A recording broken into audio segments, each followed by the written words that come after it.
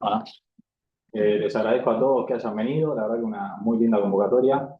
Acá en la Expo de Angus, la verdad que qué mejor haberlo traído a Santiago para que nos explique un poco la producción, el manejo de la genética y que nos hable un poco de los números, que es lo que más nos importa a nosotros y este año le estamos dando mucho enfoque a los números del agro.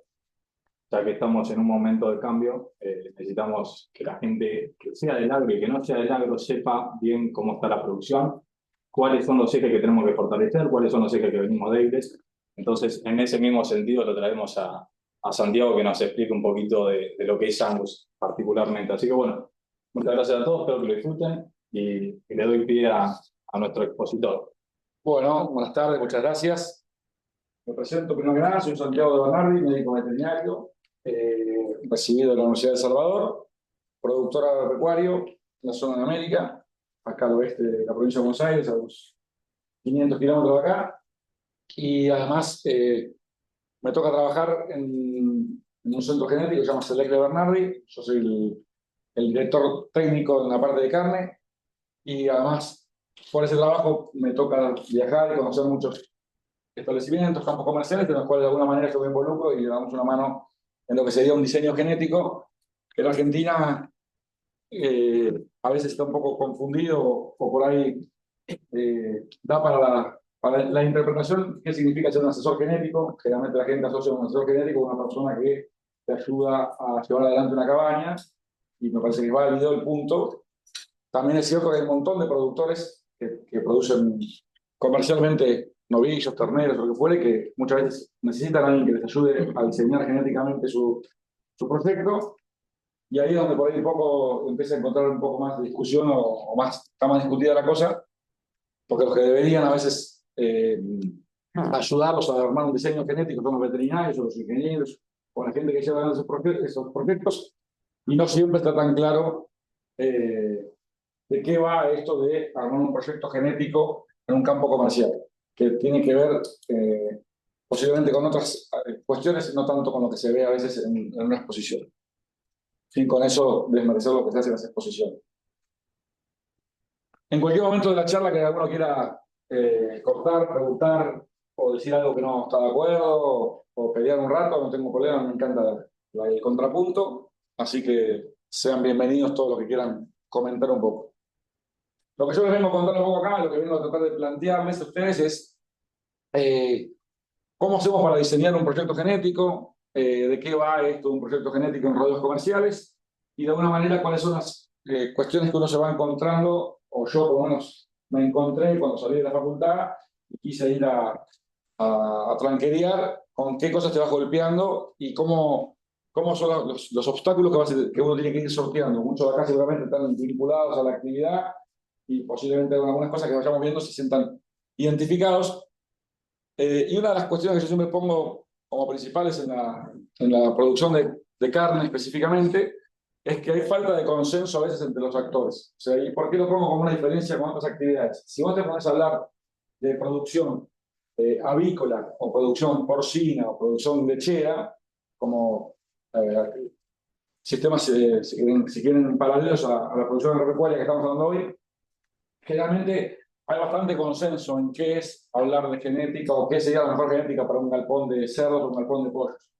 Es muy raro que vos veas un empresario que va a poner un montón de miles de dólares en armar un galpón de pollos y que el tipo al momento de hablar de la genética no sepa qué tipo de genética tiene que poner dentro del galpón. Ya está recontra establecido, se recontra sabe y no hay mucha materia de discusión. Sin embargo, cuando vos te vas a algo parecido pero en cría, vos te podés hablar con Santiago de Bernardo, te podés hablar con algún otro asesor genético, y en la producción de carne, en lo que es genética, todavía se escuchan un montón de campanas diferentes y muchas veces hasta se la ningunea a la genética como que no ocupan un rol fundamental. Entonces, es difícil pensar que un productor la va a tener clara cuando inclusive en la comunidad científica, la comunidad de asesores, tampoco está del todo claro.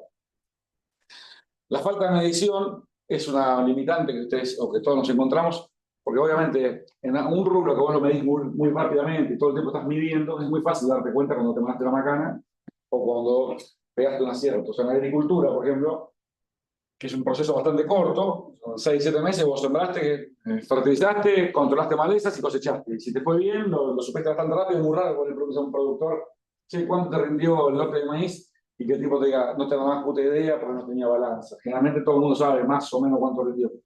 Sin embargo, te juntás con un productor de carne y o te juntás con un novillero y le decís, che, qué producción de kilos por hectárea tenés, o qué ganancia de peso estás teniendo, o qué porcentaje de estás teniendo, y se van a encontrar muchas veces que no tienen ni idea, o les tiran una zaraza, o realmente es por aproximación. De hecho, campos que no tienen balanza, en cría es recontra común, digamos. Los lugares donde yo me muevo habitualmente, es más la habitualidad de encontrarte con campos que no tienen una balanza, o sea, que no pueden medir lo que producen, que campos que tengan balanza. Entonces, la falta de medición también es una limitante importante en los sistemas de carne y que limitan nuestro laburo de la parte de genética. La diversidad de sistemas y de ambientes es otra cosa sumamente que complejiza de una manera la parte de carne. ¿Por qué digo esto? Si ustedes se ponen a ver cómo es un galpón de pollos o de cerdos o un tambo estabulado en Argentina y se van a un tambo en Israel o se van a un tambo en Brasil o en California, más o menos son todos iguales. Si se meten en un galpón de pollos, va a ser bastante parecido en todos lados. Sin embargo, un campo de cría, yo te llevo un campo de cría en Ayacucho, uno en Corrientes, otro en Salta y otro en Nebraska, y posiblemente son totalmente diferentes. Entonces, esa diversidad de sistemas y de oportunidades hace que el diseño genético sea totalmente distinto. O sea, no puede, digamos, si yo como asesor genético voy al campo de fulanito en Ayacucho y le recomiendo la genética A, y voy a un flaco en Nebraska, le digo que es la genética A, y un flaco en Salta, y para todos la genética es raro. Entonces, ¿por qué? Porque todos los ambientes son muy diversos. Entonces, muchas veces te pasa con gente que te dice, yo vengo invirtiendo en genética y en carne, o diseños de programas de carne que nosotros manejamos, muchas veces invertir en genética no significa que estés haciendo un proyecto genético o progreso genético. Muchas veces están invirtiendo, pero no necesariamente para el lado que corresponde. La pasión ganadera y las discusiones, esto yo lo pongo, ¿no? Digamos, como es una moneda que tiene dos caras, porque la pasión por la ganadería tiene obviamente un montón de cuestiones que son positivas y que sinergizan, porque la pasión creo yo que siempre, como dice el filósofo de Paul, la pasión no se negocia, y la pasión creo que te ayuda, pero muchas veces te hace pensar más que con la cabeza, con el corazón. Entonces, ustedes no se van a encontrar nunca que en un congreso, no sé, de APRESID o se caen a trompadas a dos productores porque era mejor el cabo del LBS que el de Cal, y en cría vos te encontrás flacos se caen a trompadas porque la Hereford es mejor que la Angus o porque vos le digas que en la vaca tiene que pesar 500 kilos y te dice el otro.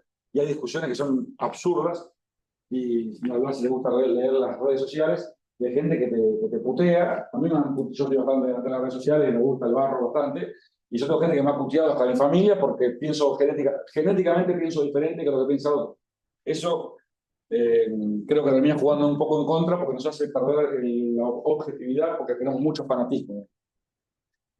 La baja rentabilidad de actividad, si bien ahora estamos pasando por un muy buen momento, ¿por qué yo lo pongo como un limitante? Porque es una excusa perfecta para no invertir. O sea, muchas veces, y esto por lo menos yo me lo cruzo a menudo, que la gente diga, no, porque yo no voy o sea, a comprar genético, no voy a invertir, no voy a inseminar, no voy a renovar los toros o no voy a hacer tal cosa.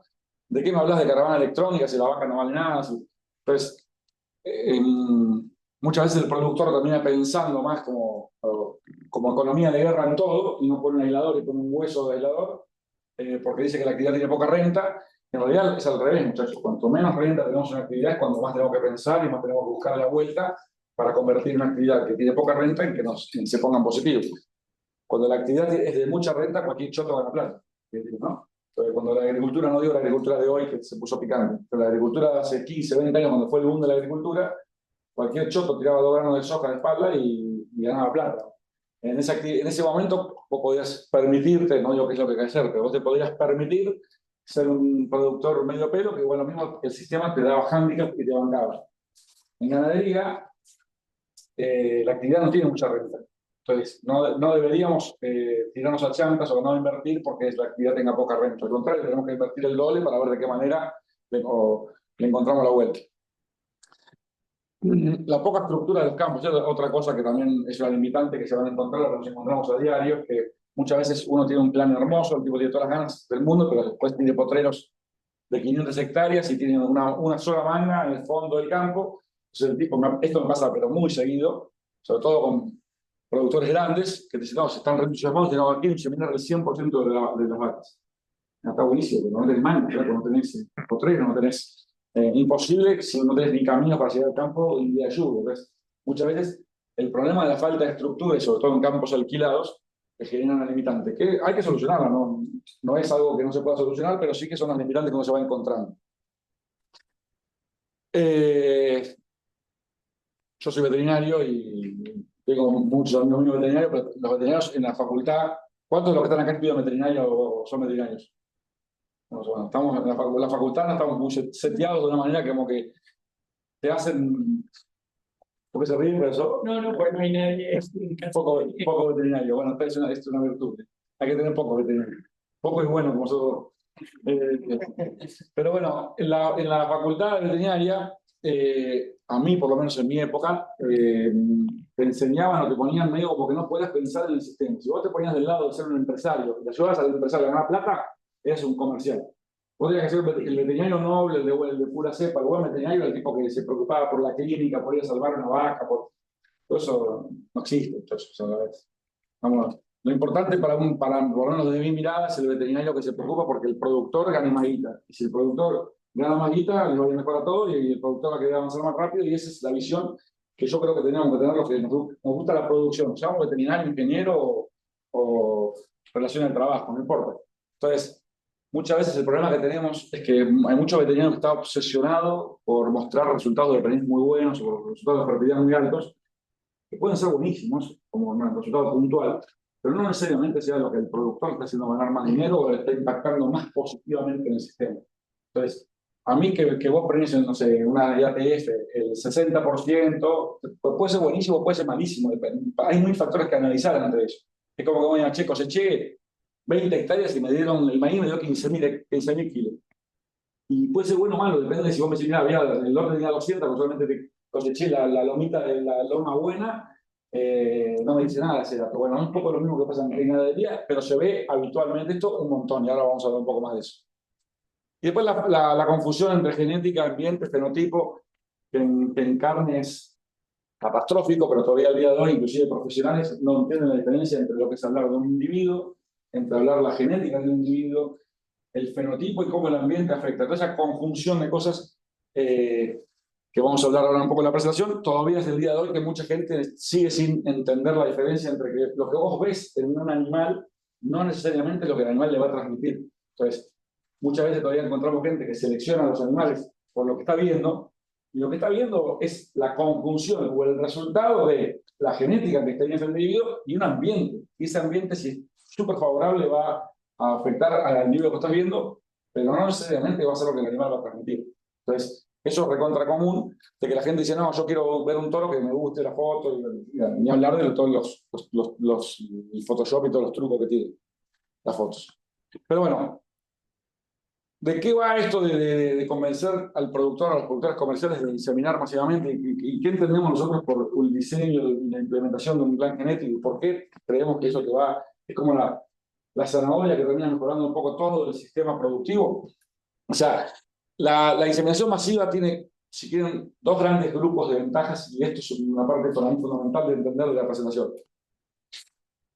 Por un lado, vos tenés todo un grupo de ventajas, si quieren, genéticas, que ahora vamos a hablar un montón de todos los recursos genéticos que hay para dando vueltas arriba de la mesa para elegir, pero después hay un montón de ventajas que son independientes a la genética. Así vos insemines con un toro espectacular o insemines con un toro que sea una basura, el primer grupo de ventajas de manejo van a estar igual, que son el hecho de digamos, para que un productor pueda inseminar masivamente, ese productor tiene que tener un montón de ordenamientos que muchas veces, vos al campo ya lo tiene, pero muchas veces les diría que en el 90% de los casos no lo tiene. Pero cuando vos a un productor que le decís, che, ¿por qué no hacemos una inseminación masiva? Para que ese productor pueda llegar a poder implementar un programa de inseminación masiva, va a tener que ejecutar un montón de medidas de manejo previas. Esas medidas de manejo previas per se ya tienen un impacto tremendo en el orden, en la producción, en la mayor cantidad de kilos, en lo que te va ordenando. Entonces, eso, Así después vos inseminando, sea un animal, le pongas cualquier cosa, o así vos le pongas Messi, el primer grupo de ventajas va a estar igual. Y esas son un montón de ventajas, pero primero están todas las ventajas de lo que uno diría del hecho del ordenamiento que acabamos de decir. Después tenés todo el grupo de ventajas de que, como vos vas a poner un paquete tecnológico de hormonas, los dispositivos, las hormonas, hay mucha vaca que en Argentina, todos ustedes sabrán que el porcentaje de extracción que tenemos de terneros es bajo en Argentina. Cuando uno mira la cantidad de vacas que tiene el país, la cantidad de terneros que logramos por año, no superamos el 60% de producción. O sea que el 40% de nuestra fábrica está parada tomando mate al pedo todo el año, comiendo y gastando plata. O sea, son vacas que no producen terneros. Cuando vos te preguntas por qué tenemos el 40% de nuestras vacas que no producen nada todo el año, generalmente es por falta de comida. O sea, son problemas de manejo, pero si vos tenés que rankear cuál sería el primer problema, es que tenemos muchas vacas flacas que están en esto.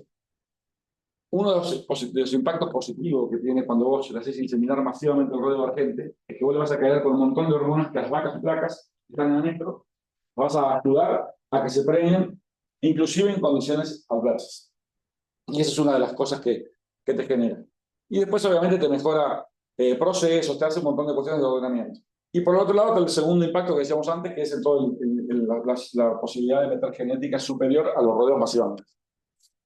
Cuando yo digo que con la inseminación masiva y con las hormonas se preña más y mejor, no es una idea loca de alguien que se dedica a hacer reproducción. Hay 1.000.000 de trabajos publicados en Internet que ustedes pueden leer de cómo la inseminación masiva con IATF ha mejorado los porcentajes. Yo puse un gráfico como para ver, pero esto es un trabajo recontraviejo del año 2016, así que tiene unos cuantos años, de cómo ustedes fíjense cada una de las líneas que ustedes ven ahí en el gráfico. No señalo con el láser porque no se ve, pero ustedes fíjense, este es un rodeo de una universidad en Estados Unidos que lo que hicieron fue, le empezaron a ver la evolución de cómo iban pariendo las vacas a medida que avanzaba la temporada de partos. Ustedes saben, y si no se va a enterar ahora, que gran parte de la importancia de la rentabilidad de un rodeo de cría es que las vacas te paran todas bien juntas adelante, bien cabezas. Empieza la temporada de aparición, pongámosle en Argentina pampa húmeda, la aparición arranca los primeros días de julio. Lo ideal, si usted tuviese que decir del libro que haríamos, ojalá que te paran el 80% los primeros 45 días. Que para el 15 de agosto vos tengas toda la vaca parida. Eso significa que la vaca se te va a recuperar mucho para el próximo servicio, significa tener toda la camada de terneros juntita y la puedes manejar de una mejor manera, y además que son más terneros más pesados a futuro. Bueno, lo que se hizo en este trabajo fue evaluar a un mismo rodeo todos los años, durante más de 10 años, cómo iban pariendo las vacas y cómo avanzaban a medida que avanzaba la temporada, cómo iban avanzando esa aparición, a medida que le iban metiendo cada vez más inseminación masiva. En el mismo rodeo, eso está publicado, y bueno, fíjense que en la línea roja que ustedes ven ahí, el avance de aparición era lento, despacio, iban pasando los días y las vacas iban pariendo. En el año más tarde del ensayo este, la línea azul, como la explosión de parto fue mucho más temprana. Lo que se llama tener un rodeo bien cabeceado. Bueno, de ese tipo de trabajos, o de este tipo de trabajos, hay 1.000.000 de cómo afecta el hecho de tener muchos partos cabeza en el peso del destete. Un terreno que pare el primero, obviamente, tiene más días de vida al destete y son más pesados, obviamente, al destete. De esto hay 1.000.000 de trabajos. A mí siempre, igual, además de ver trabajos científicos, me gusta poner una imagen que apoye. Y esto que les voy a mostrar acá es un campo de un productor, zona de San Luis, en Buena Esperanza, un productor que habitualmente en esa zona, un destete tradicional del mes de marzo, abril, son 180, 170, 190 kilos de los buenos. Y este productor que insemina hace varios años, el desteta de arriba de 250 kilos.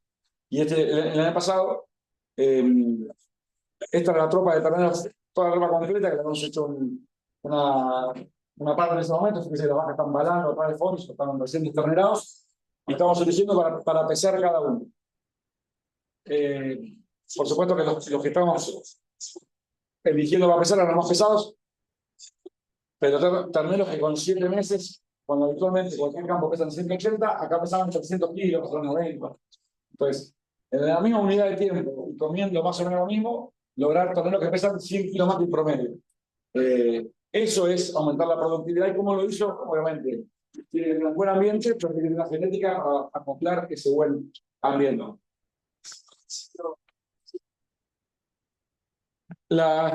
Otra de las limitantes que siempre te vas a encontrar, o por lo menos a mí me ha pasado encontrar bastante, es que hay mucha resistencia, como digamos, la actividad agropecuaria es, de por sí es bastante folclórica y bastante tradicional. ¿Sí, para mí? Pues, te vi con ganas de hablar, ¿no? En la parte de ganadería y la parte de cría todavía mucho más tradicional y generalmente tengo más encontrar resistencia de todo tipo.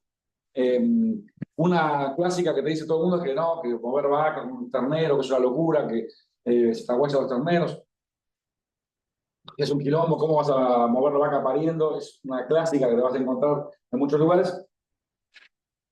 Y evidentemente, para poder hacer este tipo de trabajo, como yo decía, que se requieren tener, digamos, que el proceso de por sí te genera ventajas, es porque claramente, pues, para que vos puedas inseminar masivamente un rodeo de cría, tenés que tener mucho orden y planificación. Bueno, vas a ir a un campo que el tipo nunca inseminó nada, y te vas a caer el 15 de octubre arrancando la temporada de servicio, y te vas a decir, che, vamos a inseminar todo el rodeo. Ahí sí, claramente vas a ser bastante macana. La inseminación masiva te va a llevar a vos a tener que armar eh, un orden en el rodeo, porque recuerden que si vos vas a inseminar una vaca que está con ternero al pie, tenés que tener la precaución de que no vas a llevar a la manga vacas que están con terneros recién nacidos o recién pariendo, y ustedes en cría generalmente estacionado, tu parición te va a durar, depende de lo que sea la temporada de parto de cada campo, pero suponete que estamos hablando de un campo que tiene 3 meses de servicio, por ende tiene 100, 120 días entre las dispersiones que se dan, entre que se adelantan y que se atrasan, tenés 100 días de parición. Entonces, muchas veces, para el momento que vos querés hacer la inseminación, hay vacas que todavía están terminando de parir, la cola de parición. Si vos no lo tenés apartado, ese tipo te es como el paisano que estaba recién, que te va a decir, lo que propuso Santiago es un porteño loco, porque tengo un montón de terneritos recién nacidos. El problema no es de Santiago que te hace llevar vacas con esto, es que vos tenías las vacas todas mezcladas, todas juntas, y eso no es la manera correcta. ¿Cuál sería la manera correcta? ¿Qué es lo que uno tiene que proponer a esos lugares? ¿O qué es lo que hacemos habitualmente? En el tacto anterior, o sea, el tacto del año que terminó, pues, supongamos en un campo de ejemplo que los toros se van del servicio 15 de enero, se terminó el servicio, en marzo hacemos los tactos, ahí el veterinario vuelve a decir, che, no me hagas un tacto que sea preñada vacía, nada más. Hoy día se le puede pedir a material que hacer un tacto que sea preñez cabeza, preñez cuerpo, preñez cola y vacía.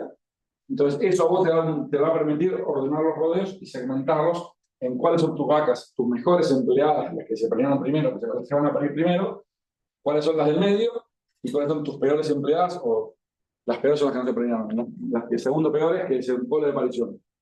El otro de dos formas identificadas te va a permitir después hacer un montón de maniobras de manejo que van a afectar muy positivamente a todo el sistema. Pero esto que es tan básico, que es de hace 80 años, todavía al día de hoy, yo les puedo asegurar que ustedes recorren los campos de cría de Argentina y nadie lo hace. Es un porcentaje muy pequeño de la gente que te separa la cola de aparición. Y parece que vos estás hablando en hebreo, donde le che, ¿cómo fue la calle? ¿Cómo preñaste? No, preñé el 90%. ¿Cuánto fue cabeza por y cola? Ni das puta idea.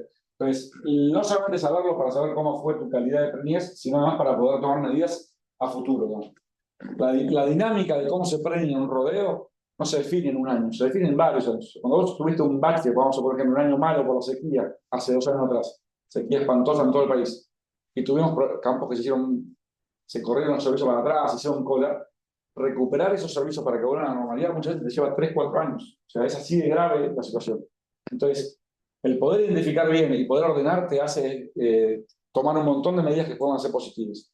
Entonces, ¿cómo hacemos para que un tipo que queremos hacerlo inseminar masivamente e impactarlo positivamente? Al tacto ya le hacemos el orden de decir, che, vamos a separar cabeza, cuerpo y cola. Y si no las podés separar, porque muchas veces se van a encontrar con eso, que el tipo dice, no las puedo separar porque todavía no desteté. Están todos los terrenos juntos. Entonces vos me decís, sí, separé la cabeza, cuerpo y cola, pero después no las puedo largar separadas porque no sé cuáles son los terrenos de cada vaca, entonces tengo que largar todas juntas. O no, las puedo separar, pero al mes me quedé sin pasto, así que tuve que mezclar todo de vuelta. Son clásicas que le van a pasar, porque pasan. Bueno, buscar la manera para que la identificación de alguna manera se haga en ese día y que después, si se tiene que mezclar y volver a separar, sea algo sencillo. Para ello se tenés desde caravana electrónica, caravana tarjeta, hasta un código de la NASA muy importante, que es el que llevamos en casa y lo aprendí en Correntino, que es el corte de cola. De cabeza de aparición, se le corta la cola al ras. Cuerpo, se hace lo que se llama la pollera, que es media cola, y se le deja la cola entera a la vaca que es cola de aparición. Con eso, el paisano se puede mezclar, la cola casi por un año no se va a volver a crecer. Entonces, el tipo mezcló todo, pero después tiene que separar y sabe que la cola del ras es cabeza de aparición, la pollerita del cuerpo y la cola larga es cosa. o caravana de identificación, que no está prohibido tener las vacas caravaneadas. Sí, papá. ¿Pueden aclarar bien cuáles son los tiempos de cabeza, cuerpo y cola? Perfecto. Si alguien más tiene la duda.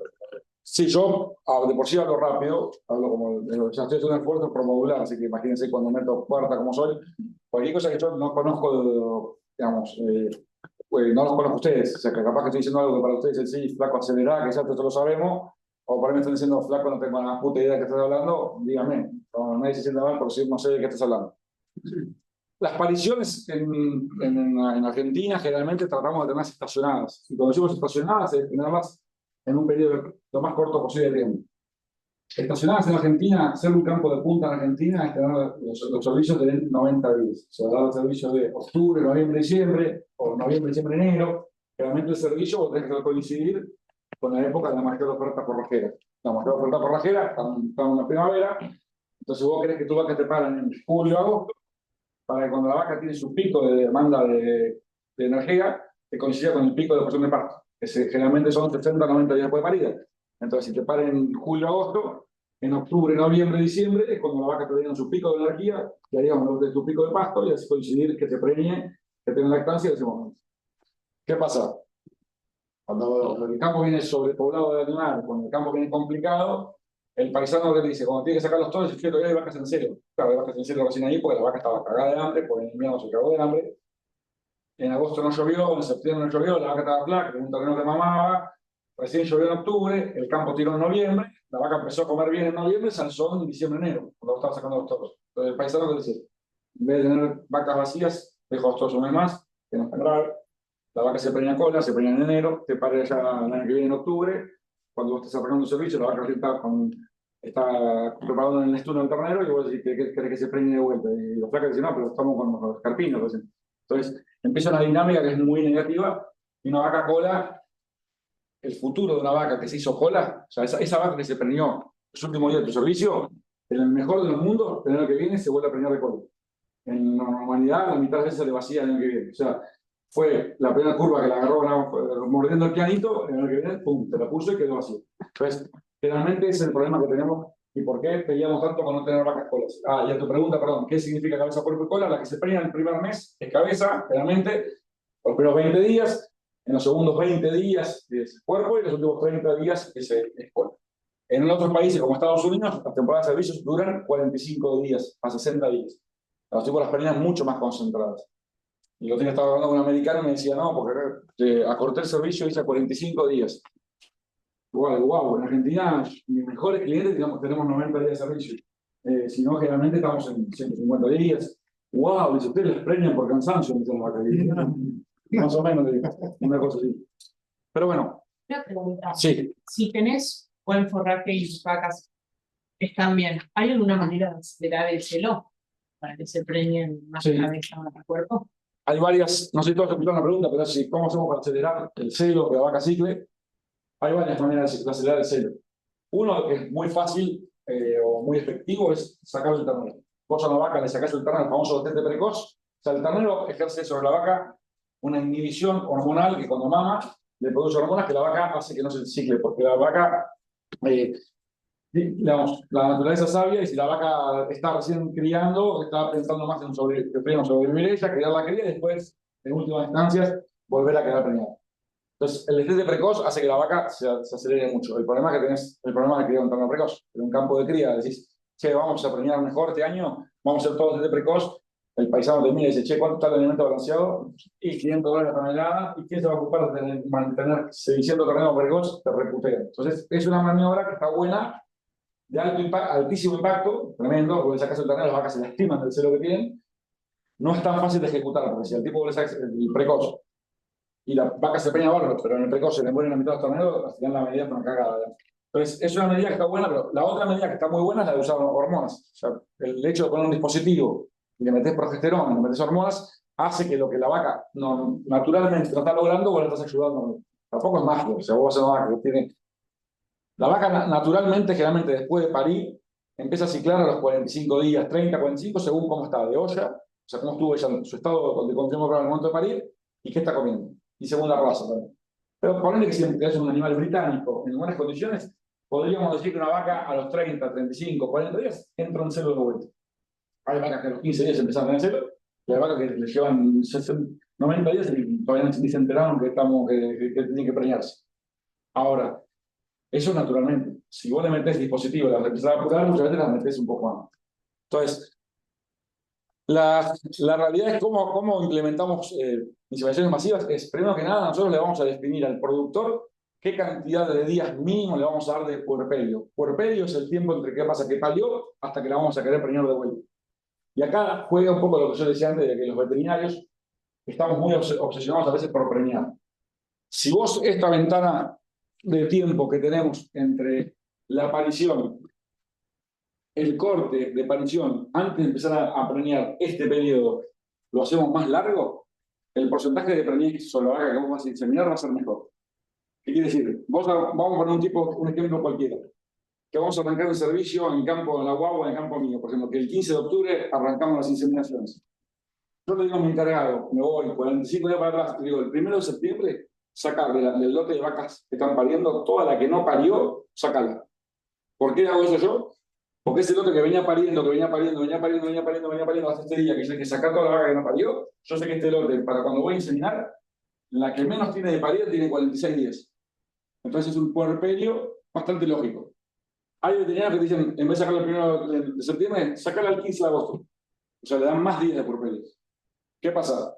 Bueno, perfecto. Generalmente, cuando vos le das más días de puerperio, el porcentaje de preñez es mejor. Pero le tirás a menos vacas. O sea, vamos por un ejemplo concreto. Yo tengo 100 vacas distribuidas en la aparición como las preñé el año anterior. Si yo te digo, las vamos a sacar acá, capaz que de las 100 vacas agarro 90 que voy a diseminar. Y de las 90 preño 50, termino preñando 45. Y hago el 50% de preñez. Al lado está el hermano de Santiago, que es más competitivo que Santiago, y dice, no, de las 100 vacas, en vez de hacer el corte del 1 de septiembre, al 15 de agosto. Y en vez de inseminar 90, inseminamos 80. Y en vez de preñar el 50, preñamos el 55. Entonces, en vez de preñar 40 de las 80, preñamos 45. O sea, en realidad, el porcentaje de preñas da más alto, pero vacas preñadas en definitiva son menos. Entonces, a lo que voy con esto, que parece una boludez, es muy común que en los campos, los veterinarios, estamos más seteados para lograr buenos promedios de preñez que por preñarle más y mejor las vacas. Porque hay otra cosa, la vaca que vos la sincronizás, aunque no se preñe, la metés al sistema y la haces ciclar de vuelta para que el toro, vos después de la inseminación, generalmente pones los toros para que terminen de hacer el trabajo, al toro se le deja bastante más sencillo. Esto es un tema crucial para que se entienda. La vaca, la gente piensa que tiene mucho tiempo para preñar las vacas. Es muy poco el tiempo que tenemos para preñar las vacas en tiempo y forma si queremos ser rentables y tener el objetivo que todos queremos tener, que es un ternero por vaca por año. O sea, para que vos puedas tener un ternero por vaca por año, el tiempo que tenemos para preñar las vacas es ínfimo. ¿Por qué? Ustedes fíjense, la vaca que se preña en el primer mes de servicio va a parir en el primer mes de parto. La que se preña en el segundo mes de servicio, obviamente para en el cuerpo segundo, y la del tercero en el tercero. Yo les dije que la vaca después de parir tenía 45, 60, depende de la raza, la condición, de días que la vaca está inhabilitada, que está en anestro postparto. Entonces, la vaca que te parió en el primer mes se come sus 45, 60 días de anestro, pero para cuando arranca el servicio el año que sigue, ya la vaca está lista esperando que venga el inseminador o el toro. Ahora, la que te pare en el segundo mes, ya fíjate, el anestro que se come de los 45 o 60 días, yo recomiendo un poquito del servicio. Porque el servicio que vos creías que tenías de 90 días, son 90 días. Porque los primeros 10, tu vaca todavía no estaba lista, así que tú tuviste 80 días de servicio. Y cuando vos ves la que se preñó en el tercer mes de servicio, la cola de aparición, que se preñó tarde porque el año no seco, porque lo fue de regar, esta vaca en realidad capaz que tuvo la mitad del día de servicio. En vez de tener 90 días de servicio, tuvo 45. ¿Por qué? Porque justamente recién se puso cíclica cuando estaba terminando el servicio. Entonces, acá les pongo un ejemplo de lo mismo de recién, pero un ejemplo con fechas, como para que se entienda el ejemplo bien, bien concreto. Supongamos un campo, un ejemplo, esto es un campo teórico, ¿no? Un campo que tiene fecha de servicio del 15 de octubre, el 15 de octubre habitualmente larga los toros o insemina, y los toros se quedan 90 días hasta el 15 de enero, 90 días de servicio. Un campo clásico de la cuenca del Salado o de la Pampa húmeda. Una vaca y tiene un destete tradicional del 20 de marzo, que sería una fecha bastante tradicional de destete en Argentina. Si nosotros decíamos que la vaca tiene, decíamos recién que tiene, mínimo tiene 60 días después de parida para otra vez quedar preñada, esa vaca que se preña el 15 de octubre, pongamos una vaca ejemplar, la vaca, el primer día de su servicio, la inseminación quedó preñada, o vos echaste los toros el 15 de octubre, esa vaca se preñó el primer día, en el primer celo quedó preñada. Si se preña el 15 de octubre de este año, va a tener un parto el 20 de julio, bien cabeza, bien temprano pare. Entonces, para cuando pare el año siguiente, el 15 de julio, para cuando arrancamos el servicio de vuelta, la vaca tuvo 85 días al 15 de octubre. O sea, esta vaca que parió el 20 de julio se come 85 días, o sea que a las 45, 60 días ya estaba apta. Antes de empezar el servicio ya tuvo un celo, capaz que 2 celos, y se come los 90 días de servicio completos. Una vaca cicla cada 21 días, o sea que sin 90 días de servicio, la vaca tiene prácticamente 4 chances de quedar preñada por el toro o por la inseminación. Y la otra cosa que tiene mucho impacto, antes nosotros decíamos cómo afecta si queda preñada cabeza, cuerpo y cola en el peso del destete, que es lo que factura un criador. Esto es una cuenta muy teórica, pero un animal que parió el 20 de julio al 20 de marzo tiene 240 días de vida. Un ternero generalmente británico, al pie de la madre, con una madre lógica, gana 700 gramos por día. Eso es lo esperable de que gane un ternero. Entre 600 y 700 gramos al pie de la madre tiene que ganar. Entonces, un ternero que tiene 240 días de nacido, al destete, metiendo 700 gramos por día, más los 32 kilos que pesa nacer, es un ternero que se desteta con 200 kilos. Ahora, ustedes se van a un ejemplo de una situación, si quieren, les pongo la peor de todas, esta sería la situación al medio, pero supongan una situación de una vaca que en vez de preñarse el 15 de octubre, vieron que esta es la vaca que preñó el primer día de servicio, la vaca se preñó. Bastamos el caso de una vaca que, por X motivo, venía atrasada, había parido tarde el año anterior, o por lo que fuere, en vez de preñarse el 15 de octubre, se preña el 1 de enero. O sea, ya entrando a los últimos 15, 20 días de servicio, esto es recontra común, pasa todo el tiempo. Una vaca que se preña el 1 de enero, pare el 9 de octubre.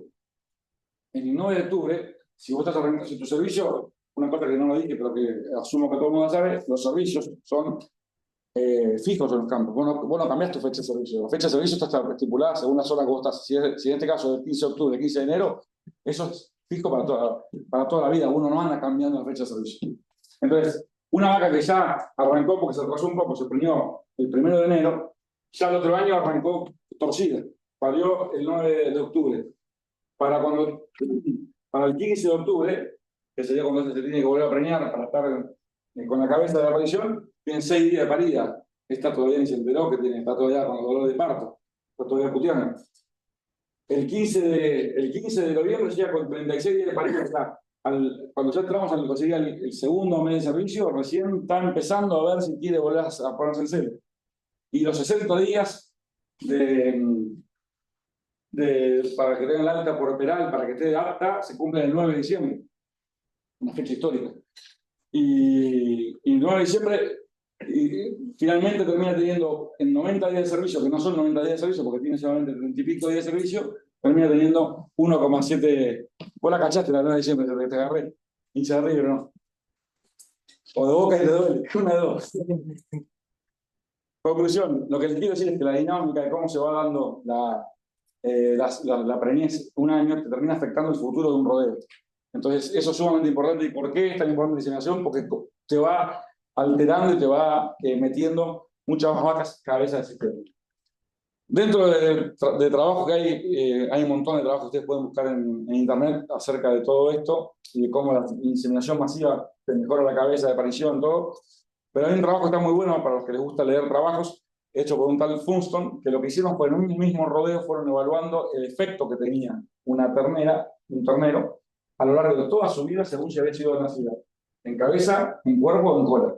Porque muchas veces nosotros queremos que vaya una ternera que nació cola, después esperamos, va a terminar siendo competitiva, y lo que tenemos es el trabajo que no solamente que obviamente una ternera que nació atrasada, tarde, cola de aparición, va a ser más liviana de destete y más liviana al año, sino que además cuando uno mira en todas las ganancias de peso, en cómo se preñan, cómo paren, el efecto es acumulativo, se sigue, digamos, lo que hizo este trabajo fue evaluar las que habían nacido cola en el mismo rodeo, evaluar las cuantas habían perdurado más de 4 años en el rodeo y quedaban solamente un 30%. Cuando las que eran cabezas, más del 70%. Entonces, es como que el efecto de hacer cola no lo podés corregir nunca más y te condenaste la vida productiva del animal.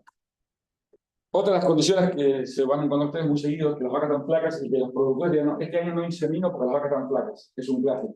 Es totalmente al revés, muchachos. O sea, lo malo no es que te lo diga un veterinario que te lo diga un productor, lo malo es que te lo diga un veterinario. O sea, hay 1.500 trabajos publicados de que las vacas flacas, o sea, vacas que están en anestro por falta de comida, justamente cuanto más tenés que meterle mano y ayudarla a que se prende. O sea, yo te permito, si querés, que vos me digas, este año no le insemino a fulanito, porque la vaca está tan buena que cualquier toro la preña, y no al revés. Esta vaca, no sé si llega a ver una foto, que esta vaca está bastante complicada en estado corporal. Esta vaca, si vos no le metés mano, el toro toma mate con la vaca, ¿no? La vaca no tiene edad que tiene que ciclar, digamos. Entonces, ¿qué es algo muy común que uno se encuentra en la práctica? Vos vas a un productor, los años de malos, la parte de uno ya está de mal humor, la vaca está flaca, todo en sequía, el veterinario dice, no, a fulanito no lo voy a enseñar porque la vaca está recagada, y el tipo no, me saca recagando si le digo que le va a estar plata. Bueno, si no le quieres enseñar, hacerle el precoz o meterle otra tecnología, pero algo tienes que hacer, porque si la vaca está así, y vos le pones los toros, lo más probable es que esta vaca se te va a preñar muy mal y muy tarde. Y ustedes acaban de ver, por lo que hablamos recién, que una vaca preñada tarde está condenada a que el año que viene se le vacía o cola de vuelta. Y la que te da cola te da tarde en livianos. Y estando así, ¿responden a la aplicación hormonal? Sí, fue contra. Menos que si tuviesen un estado de condición corporal perfecto. Pero de hecho hay un montón de trabajos, yo puse uno acá, pero hay un millón. Este trabajo en realidad era para demostrar si valía la pena o no usar una hormona, que es el Segón, o la GnRH en realidad.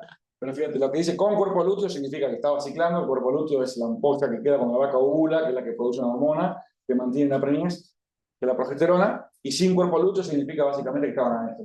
Entonces, ahí voy. El punto es, hay miles de trabajos que te muestran con vacas flacas, preñas menos. Lo que tenés que hacer vos cuando vos te toca una situación como esta, en realidad, cuando vos llegas a esta situación, obviamente, ya la curva te la comiste, ¿no? O sea, cuando la vaca ya llegó acá, ya te comiste un montón de mojones que te iban diciendo, che, loco, no logramos los verdeos, no logramos la pastura, no había ciclo, no había arroyo, lo que fuere, y llegamos a esta condición. Esa condición que con inundación, con sequía, se te puede dar tranquilamente. Ahora, cuando vos estés de condición, tenés, yo creo que 2 o 3 alternativas. Una, sacarle el ternero, la otra es inseminar masivamente, la otra es hacer las dos cosas al mismo tiempo, pero vos le tenés que avisar al productor, y vos como asesor, como dueño, como lo que sea, lo que tenés que tener es el tiempo suficiente para sentarte con el tipo y decirle, che, mirá, vamos a pelear mal, no va a ser bueno que O sea, no te esperes una IATF para ir a tomar mates al boliche del club diciendo, no, yo peleé en 50, yo 55, no, acá vas a pelear el 30. Pero 30 es mejor que 0. Si vos sabés esta vaca como está, vos estás 15 de octubre, la vaca está así, y no le haces algo, yo te puedo ayudar que no peleas un solete el primer mes. Vas a pelear cuerpo cola cuando empiece a llover y la vaca empieza a querer recuperarse. Una vaca recuperarse en lactancia es básicamente casi imposible. No te recomendaría que sea corto. Sí, totalmente. Para mí el corte de aparición es elemental, o sea, eso que decíamos antes de, che, para tal fecha sacar lo que no parió. Por supuesto que todas las respuestas que uno da, y yo soy, digamos, me gusta hacerme el histriónico para opinar, porque, como para sentar un concepto, pero todas las respuestas siempre tienen un millón de dependes. Pero vos me decías, che, vos recomendás corte de aparición, y vos me decías, mí, tengo un campo de 100 hectáreas que tengo 80 vacas y no tengo más que un potrero y un paisano. Bueno, capaz que te digo que no, con 100 vacas no hagas el corte de aparición. Pedir a tu paisano que te identifique la vaca que está con la aparición y el día que la vas a llevar la manga, a esta no le pones positivo y te conoces una por una con 100 vacas. Hablamos de Michel, yo en campo que tienen 2.000 vacas. Las vacas están en mi caravana y tengo un kilómetro de manejo terrible, yo tipo digo, ¿me saqué? Vamos a sacar la vaca que no parió tal fecha, la vas a cambiar de potrero porque le tengo que simplificar la vida. Y una cosa que yo no lo dije es ¿por qué se saca la vaca que no parió? Porque vos decís, también podés decir sacar la vaca parida. Es mucho más fácil sacar la vaca no parida de un lote que una vaca que está con ternero, que no sabes cuál es el terno de cada vaca, la vaca no se quiere ir, la querencia, el terno se vuelve. La vaca que no parió es muy fácil, cualquier persona se da cuenta de una vaca que está generalmente mucho más gorda, seca, con la burra levantada, es fácil de sacar. Hasta socialmente, vos tenés un lote donde hay vacas pariendo, es como que las paridas están en un club y las no paridas están en otro club, ¿viste? Son siempre generalmente están apartadas. Si hacer corte de aparición no deja fuera la posibilidad de meterle la mano y estimularle eso. Bueno, lo podés hacer a posteriori, ya. Vos con el corte de aparición tenés la capacidad de decidir hasta dónde vos querés hacerte el loco para agarrar la curva. Vamos a poner un ejemplo, vos sos el dueño de las vacas, yo soy tu veterinario. Y voy al campo tuyo y vos tenés una distribución de partes un poco laxa, porque hasta ahora venías siendo bastante laxo, entonces tenés Un 40% que te parió el primer mes, un 30% el segundo mes y un 30% cola. Entonces yo tengo que decir a vos una fecha de inseminación. El peor error que vos podés cometer ahí, que se comete bastante común, ¿quién me dio usted? El peor error que vamos a tener, como queremos inseminar, muchas veces decimos, para que se insemino el 15 de octubre, que bien cabeza, agarro muy poquita en el rodeo, porque tengo poca cabeza. Bueno, entonces la voy a demorar un poquito, no, es el peor error.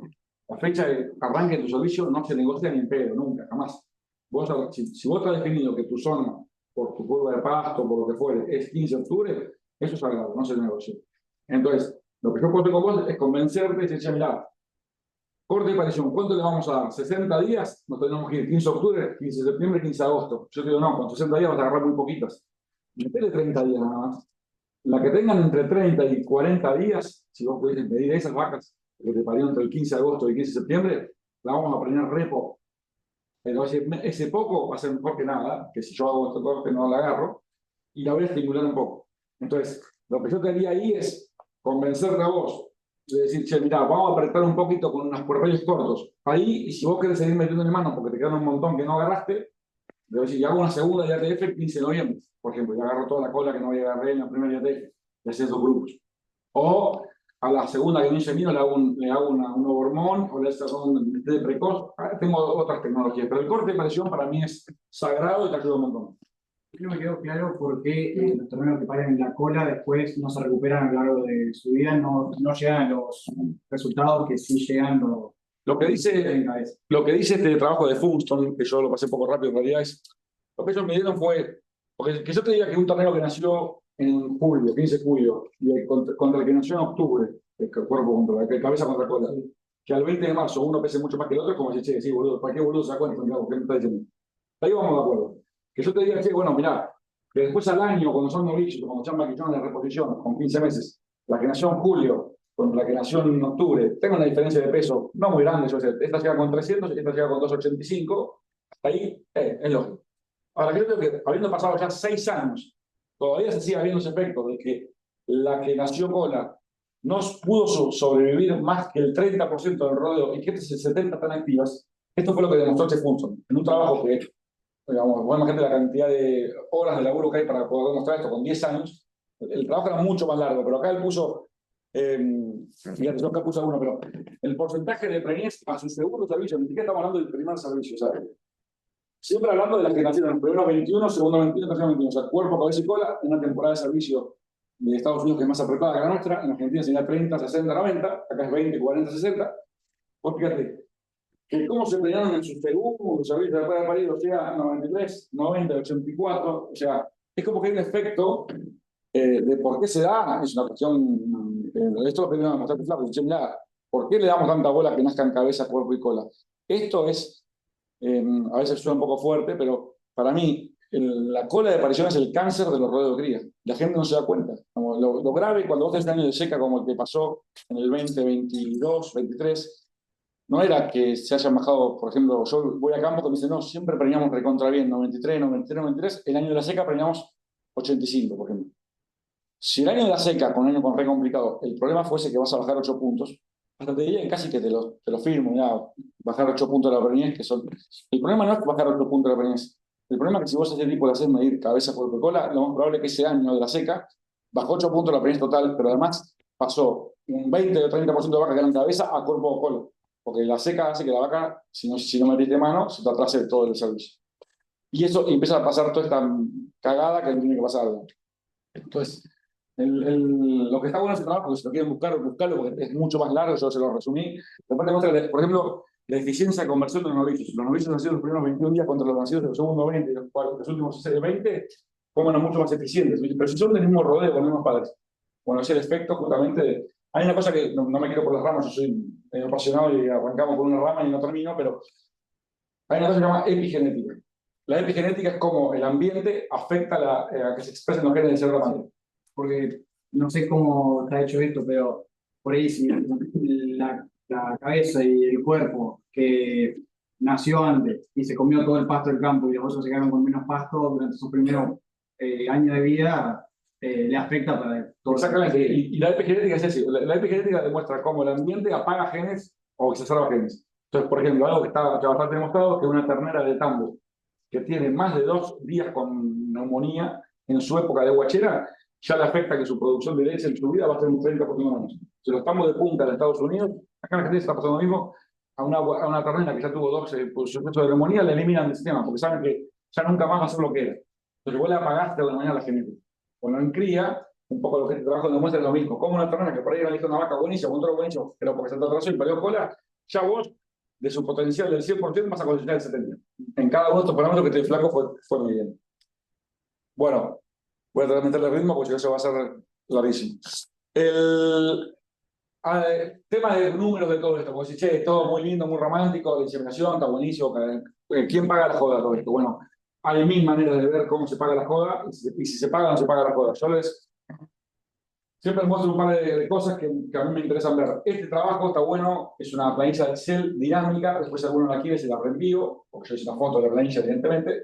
Esta planilla la hizo un chico que se llama, un ingeniero que se llama Stanislao Quiroga, es muy conocido en el ambiente CREA. Era asesor del CREA Benito Juárez, hoy está metido en CREA bastante metido, es un flaco bastante reconocido, y el tipo que mide como buen CREA que es, te mide en todo. Y él hizo esta planilla en donde vos, cada uno de esos casilleros que están coloreados de color amarillo, vos los podés alterar y te va alterando el resultado. Y él comparó 4 modelos. Un modelo que él llamó el modelo cero, contra el que él se compara, que lo que trata de medir es margen bruto. Su modelo cero contra el que él se quiere comparar es el modelo de un productor de toros propios. O sea, él se hace su propio toro. Y después lo compara contra un tipo que alquila toros, un tipo que hace inseminación artificial y un tipo que sale a comprar toros buenos con información. Digamos, como las 4 posibilidades que tendría un productor. Y él lo que dice es, en un caso de un productor que hace toro propio, ¿por qué solamente que vos alteres lo amarillo? Porque todo lo demás está hecho en fórmula para que vos puedas ver. Pero bueno, en definitiva, él te dice, mira, para que un productor se haga toro propio, generalmente hace un índice de selección. Para elegir un toro se deja 4 terrenos que le gustan, que después de los 4, porque de chiquitos son todos lindos como ustedes, de chiquitos somos todos lindos, después de grandes, que parecen cada cosa. Entonces de chiquitos son todos lindos, pero después de esos 4 capaz que queda uno. Entonces los 3 que no quedan como toros porque terminan eliminando, los termina vendiendo como toro unos. Te ponen el cálculo que el precio de los toros unos no va a ser lo mismo que haberlo vendido novillo. Después le pone, ¿qué vida útil tenés? En este caso él puso vida útil 3 servicios. Para vos decís, mira, yo en mi campo los toros se jubilan y no se rompe nunca ninguno, nunca se muere nada, quiero poner 6 servicios que tuve el toro, poner 6. O sea, eso te va a ir cambiando los resultados.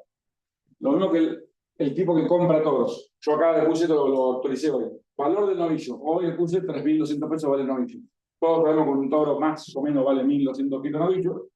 Entonces, y también le puse que de vida útil un toro te dure 3 servicios. Y yo creo que te debe durar un poquito menos que esto, pero ponerle eso. Y que usamos un porcentaje de toros de 4%, o sea, cada 100 vacas usamos 4 toros. Estos son números bastante promedio de los campos que yo visito. Y te va comparando un poco cuánto le salió y cuánto produjo en cada caso. Bueno, en lo que dice Stanislao es que si vos te comparas con el tipo que hace todo lo propio, aquel que sale a comprar toros, hoy estaría dejando de ganar 597 pesos por cada vaca inseminada, cada vaca preñada, perdón.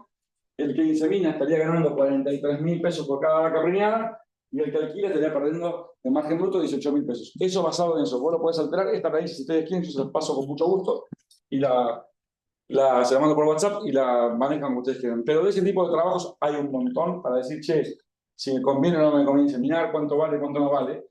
Yo otra cosa que siempre les pongo es, a mí muchas veces me dicen, no puedo inseminar porque no tengo manga, ¿viste? Como que no tener manga es un mandato familiar que no eso es como una variable que no se toca. No hay manga, no hay manga. No se puede ir por la gama la manga, porque como, vamos, una manga aparte en un campo tiene una amortización de 40 años. O sea, ¿cuántas mangas vas a hacer en tu vida, flaco? Si tenés 30 años y tenés un campo propio y no querés una manga que te va a durar hasta los 70, flaco, dedicarte a otra cosa.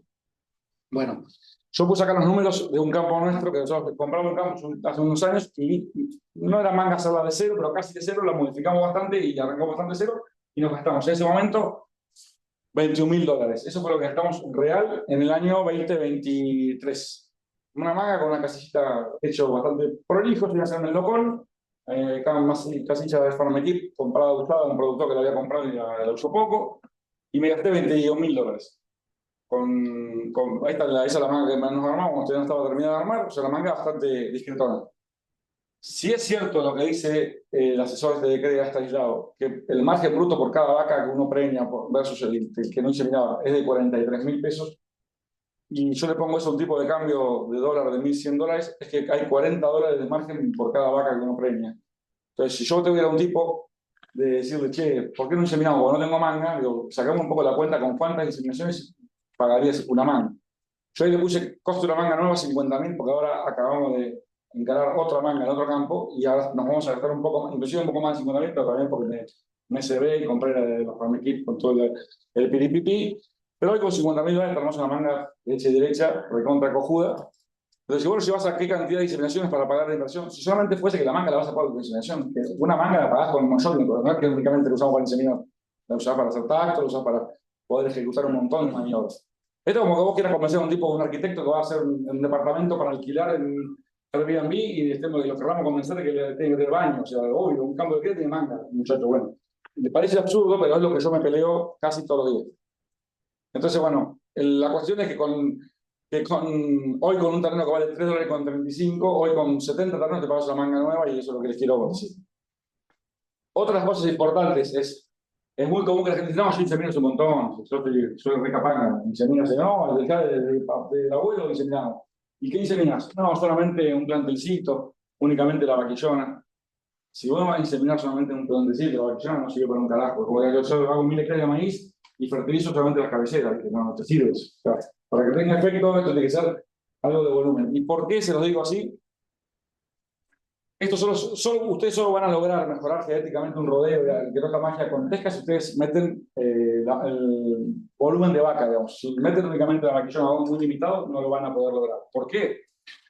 Tomemos un ejemplo de un campo que tenga 1.000 vacas. Y ustedes saben que un rodeo, para estar estabilizado, o sea, que no crece ni decrece en cantidad de vientres, tiene que reponer todo eso un 20%, más o menos. O sea, un rodeo de 1.000 vacas tiene que reponer con 200 vaquillonas. Porque si le van a ir 6, 7 puntos de vaca que no preñaron, uno preña el 93, no preña el 100%, o 90, si querés, después entre las vacas viejas, las que se te mueren, en definitiva vos por año, si no arrancás 200 vaquillonas y tenés 1.000, te vas quitando con menos. Y si guardas más de 200, te vas creciendo más. Entonces, un campo que está estabilizado de carga, con 1.000 vacas va a tener 200 vaquillonas. Si usted me inseminó todo, inseminó solamente la vaquillona, si vos inseminás únicamente la vaquillona, que son 200, y preñás razonablemente bien, por inseminación vas a preñar la mitad. O sea que de 200 vas a preñar 100. Y de las 100 que vas a preñar vaquillonas, vas a destetar el 85%. Realmente un porcentaje de destete de vaquillona normal es el 85%. O sea que de 85 vamos a tener 42, la mitad van a ser machos, la mitad van a ser hembras. O sea, vamos a tener 42 machos, 42 hembras. Y de las 42 hembras destetadas de una vaquillona primípara, que además le ponen un toro para que tenga fácil parto, o sea que son terrenos generalmente con poco crecimiento, con animales con poco tuco, por decirlo de una manera. Vos querés impactarle un campo de 1.000 vacas con 42 terrenos de reposición. Es como vaciar una pileta con una cucharita. Es imposible, digamos. No le vas a hacer ningún efecto a un rodeo de 1.000 vacas. Entonces, ahora, supongamos un ejemplo de un tipo que tiene 1.000 vacas, pero además de meterle la vaquillona, le inseminamos el 100% de la vaca. El 100% de la vaca en la práctica generalmente no podés meter el 100%. ¿Por qué? Porque tenés, por más que seas mandrake, un porcentaje de vacas que te paren atrasadas no llegan a estar en tu corte de parición. Entonces, en este caso, este productor de 1.000 vacas, con el que le podemos inseminar la cabeza del cuerpo, llegamos al 80% del rodeo que vamos a inseminar. O sea que de las 800 vacas, preñamos la mitad, son 400. De las 400, en la vaca sí destetamos el 95%, deberíamos apuntar a destetar el 95%. O sea que en realidad de las 400 preñeces tenemos 380 destete, y ahí son la mitad más de verdad, pero tenemos 190 hembras de inseminación. Entonces, con 190 hembras de inseminación de las vacas más 42, tenemos 232 crías, hijas de inseminación, más las de toros. O sea, estoy hablando únicamente de estos, son las balas que le hacen la cartuchera de hijos de inseminación para dejar 200 terneras de reposición. O sea, te sobra plata. Y ahí sí puedes hacer presión de selección y ahí sí realmente empieza a acontecer un poco la magia. Entonces, esta mesa de producción que muchas veces la habrán escuchado, siempre se nombra por lo menos bastante, que es que para ser un productor eficiente tenemos que tener la parte de la nutrición, la del manejo, la sanidad y la genética. La genética está generalmente bastante en cría, bastante ninguneada o olvidada, lamentablemente. Es muy frecuente que vos a un campo y vos le preguntes, che, ¿cuál es tu plan sanitario? Los tipos tienen claro cuál es el plan sanitario. Después lo computan mejor o peor según el año, pero lo saben y le dan importancia. Vos le das cuenta de cadena forrajera y el tipo te dice, El tipo te dice, sí, yo sé cuál es la cadena forrajera. Vos decís, ¿cuál es tu plan genético? Teníamos plan genético de que me habla Willis. Compro toros de vez en cuando, dejo al vecino, la genética entra por la boca, es todo lo mismo, y ese tipo de pelotudes. ¿Qué suelen hacer los productores con el 50% que no se premia? ¿Le dan un intento más o...? El segundo porcentaje que no se premia en inseminación, Sí, hay de todo, pero te diría que el 90% de la gente hace una intervención a IATF y a los 4, 5, 6 días de la semana ponen los toros. Con lo cual, la que no se premió, si está en condiciones de ciclar, va ciclando, a los 20 días, 25 días se vuelve a alzar y el toro está ahí haciendo su laburo. Generalmente lo que hacemos es, en algunos campos no quieren hacer tacto de inseminación, entonces vos haces la IATF, ponen los toros terminan el servicio hasta el 15 de enero, sacar los toros, 15 de marzo, hace tacto todo junto y sabes cuánto se premió, todo junto, inseminación y toro. Y el veterinario, según la cara dura, cuando cada cara dura que sea, te dicen estas de inseminación de toro, pero ahí con cuánto de servicio, medio ojito. Los campos un poquito más sofisticados que hacemos es inseminamos, largamos toros y a los 38, 40, 45, según cuán canchero, cuando quiera el veterinario, o sea que te fuiste a los primeros días de diciembre, suponete, haces tacto. La que está preñada es preñada de inseminación. Las de toros, la más grande que puede tener una preñez, va a tener, si vos estás haciendo el día 45, va a tener 35 días. Y generalmente ya ahí no se toca. Y si se toca, el tipo se da cuenta. Entonces haces dos tactos. Haces el tacto de inseminación y haces el tacto final. Eso es lo que nosotros nos gusta, porque aparte a mí me gusta que me evalúen si preñamos bien con inseminación o no preñamos un carajo, lo que fuera. y ahí te queda un buen porcentaje de preñez. O no. Capaz que vos haces la inseminación y me preñas un 20%. O sea, que vos le hagas tacto, no te asegura que la hayas preñado. Por ahí. Ahí vienen las caras largas y las llamadas telefónicas. Cuando lo preñas. Pero está bueno porque vos sos un tipo que haces inseminar, a un tipo que le cuesta entrar en la técnica, porque todo esto suena muy lindo, pero después un tipo tiene que tomar la decisión, un tipo de inseminar un rodeo cuando hace 40 años no insemina, es toda una movida, para el personal, para él, para todo el tipo vos lo haces inseminar. Y vos le decís, che, mirá, si hacemos las cosas bien, yo te prometo que vamos a preñar el 50%. Pero ponele que el tipo le va muy bien y preña el 70%, que a veces pasa. A mí me encanta que el tipo, porque yo si preña el 70%, lo vuelvo loco, lo happy, me debes un asado, me debes 7 y además vamos a inseminar hasta los perros. Está bueno saberlo. Si vos no lo tactas, el tipo te dice a lo que viene, sí, parieron muchas cabezas, pero como que queda. Y también a mí me interesa ver si preñamos el 20%, che, loco, vamos a ver qué pasó. Acá necesitamos meter mano y saber. Yendo específicamente a la genética, porque hasta ahora es como que hablamos mucho del manejo, de genética hablamos poco. Yendo específicamente a la genética, acá está el concepto que yo digo que es importante entender lo que es genotipo de ambiente y separarlo. ¿A qué voy con esto? Nosotros hace un ratito nada más estábamos acá al frente en la cura de ángulo de otoño, y yo soy un fanático de la cura, me encanta todo. Miramos un animal, y vamos a estar el viernes mirando un toro, diciendo, mira qué buen toro, espectacular. Lo que estamos viendo del animal ahí es la genética que él tiene y el ambiente que tiene. Ahora, si ese toro se comió 4 camiones de maíz, o si nació entre algodones, o si... Hay muchas cosas que no las podemos saber, y aunque tengamos el mejor ojo clínico, en el que nos creamos que somos unos mandráqueres, no tenemos manera de saberlo. Entonces, lo que uno está viendo en cualquier animal, en cualquier persona, cuando vos ves a Messi jugar a la pelota, es evidente que Messi tiene un componente genético que lo ayudó. Pero tiene un efecto ambiental. Si nosotros lo ponemos a Messi, no necesariamente vamos a sacar otro Messi. Posiblemente sale un flaco que tiene la genética igual y como el ambiente no fue el mismo, por más que lo queramos replicar, no te sale. Bueno, esto es lo mismo que pasa. Y como lo que el animal transmite a través de su ovocito o óvulo, o a través de sus espermatozoides, si es el macho, es la genética, el ambiente no se transmite. Entonces, a lo que a nosotros nos importa, o lo que el productor le importa, es lo que el animal le va a transmitir, no lo que el animal o el papá supo ser normalmente en el mundo. Vos querés saber lo que él te va a generar tu rodeo. Entonces, la industria lo que estamos intentando todo el tiempo hacer es tratar de ver de qué manera medir, evaluar para saber lo que un animal, un reproductor, transmite. Para que de esa manera yo puedo machear tus necesidades con el toro que va a cumplir las necesidades que vos tenés. Y tratando de olvidarme del ambiente, que el ambiente te enmascara para bien o para mal muchas cosas. Bueno, lo bueno del genotipo es que se puede comprar. Cuando yo te digo que vos tenés gente que hace un montón de años que está trabajando para algo y seleccionándolo, vos es muy fácil ir y comprarlo y decir, ¿sabés qué? Quiero el semen de A o B, la diferencia estamos hablando de 1 kilo, 2 kilos de carnada y estás comprando años y años de selección. Y la otra cosa que es muy importante es que es mucho más barato adaptar la genética a un ambiente y no tener que cambiar el ambiente para que una genética se adapte.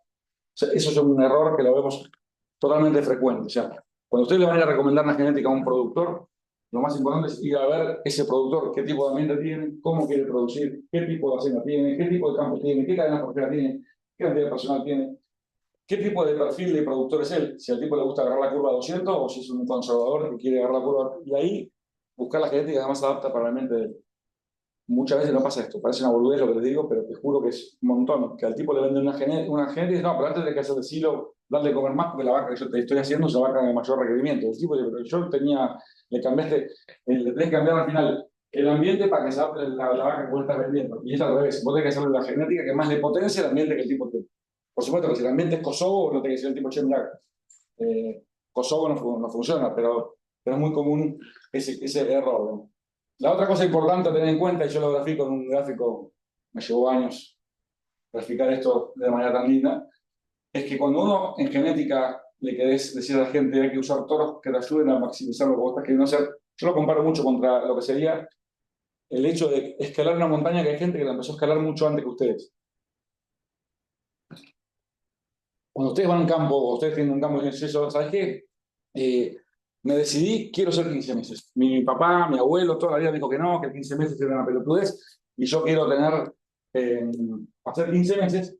Ustedes van a empezar a emprender un camino que hay gente que lo viene ejecutando hace 40, 50 años. O sea, cuando ustedes le van a comprar semen o un toro a una persona, para mí lo más importante, antes de ver el toro o el semen de quién van a comprar, es entender si el tipo está jugando lo mismo que quieren jugar ustedes. Si ustedes quieren hacer 15 meses, yo le iría a comprar un toro o le iría a comprar semen de un toro a un tipo que hace 15 meses. Así de bien.